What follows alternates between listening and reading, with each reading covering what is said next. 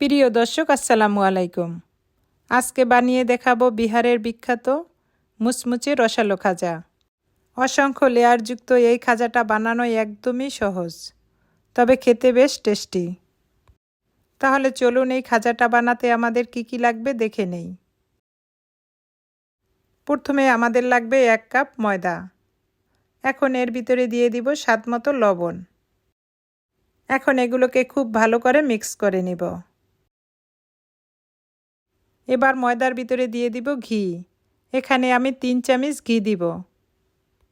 চেষ্টা করবেন খাজাটা বানানোর জন্য ঘি অথবা বাটার দেওয়ার, এতে করে এর ফ্লেভারটা খুব ভালো আসে। এবার ঘিটা ময়দার সাথে খুব ভালো করে মিক্স করে নিতে হবে।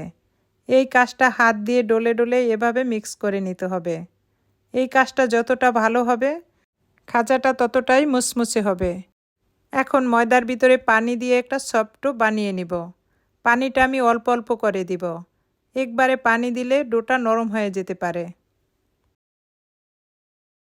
এভাবে ডলে ডলে একটা সফট ডো বানিয়ে এটাকে কিছু সময়ের জন্য রেস্টে রেখে দিব।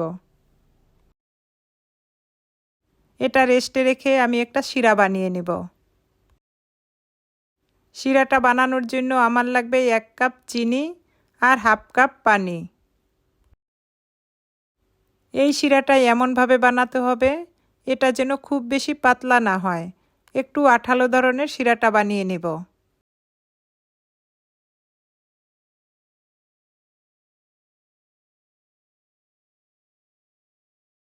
চিনি আর পানি জাল দিতে যখন শিরাটা এরকম একটু আঠালো ভাব হয়ে যাবে, তখন এর ভিতরে দিয়ে দিব 1 চামচ লেবুর রস। এতে করে শিরাটায় চিনি জমাট বাঁধবে না। এখন চুলার জালটা অফ করে আমি খাজাগুলো বানিয়ে নিব। এখন ডোটাকে আরেকটু সময় নিয়ে খুব ভালো করে ডলে নিব।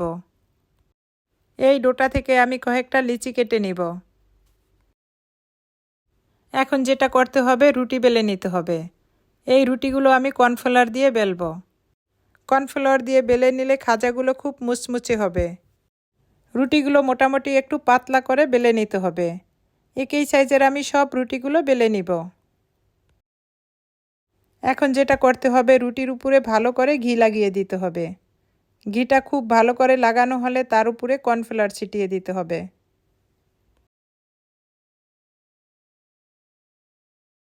এভাবে কর্নফ্লাওয়ার ছিটিয়ে দিয়ে তার উপরে আরেকটা রুটি দিয়ে দিতে হবে। তারপর উপরে ঘি লাগিয়ে উপরে কর্নফ্লাওয়ার দিয়ে দিতে হবে। একইভাবে সব রুটিগুলো এভাবে করে নিতে হবে। এই কাজটা কিভাবে করেছি দেখেই বুঝতে পারছেন। এখন রুটিটাকে এভাবে রোল করে নিব। এভাবে রোল করতে করতে যখন সাইডে চলে আসবে তখন সাইডটাকে পানি লাগিয়ে এটাকে আটকিয়ে দিব, না হয়তো সাইডটা খুলে যাবে। সাইডটাকে ভালো করে আটকিয়ে না দিলে ভাজার সময় খাজাগুলো খুলে যাবে। এখন যেটা করতে হবে একই মাপের ছোট ছোট পিস করে কেটে নিতে হবে। দেখুন কাটার পরে কত সুন্দরভাবে লেয়ারগুলো বোঝা যাচ্ছে। কাটার পরে সাইডটা যদি এভাবে খুলে যায় সেটাও খুব ভালো করে আটকে নিতে হবে। হাত দিয়ে এভাবে আলতো হাতে চাপ দিয়ে এটাকে বেলে নিতে হবে। এভাবে বেলে নিলে ভিতরের লেয়ারগুলো খুব সুন্দরভাবে বোঝা যাবে। একই পদ্ধতিতে আমি সব খাজাগুলো বানিয়ে নিব। আমি চেষ্টা করেছি খাজার এই রেসিপিটা খুব সহজভাবে বানিয়ে দেখানোর। আমি আশা করি আপনাদের কাছে আমার এই রেসিপিটা ভালো লাগবে।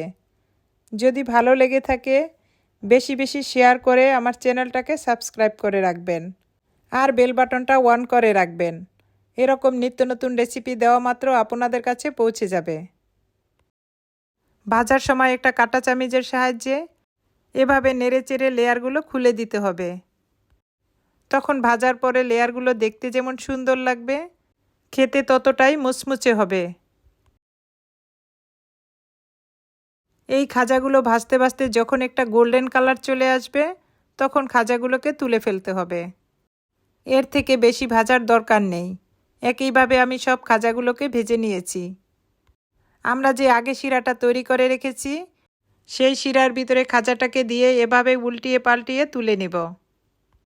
এভাবে উল্টিয়ে পাল্টিয়ে নিলেই শিরাটা খাজার ভিতরে ঢুকে যাবে। মাশাআল্লাহ, খাজাগুলো দেখতে কতটা সুন্দর আর কতটা লোভনীয় হয়েছে। মুচমুচে এই রসালো খাজাটা জাস্ট মুখে দেওয়ার সাথে সাথেই মিলিয়ে যাবে।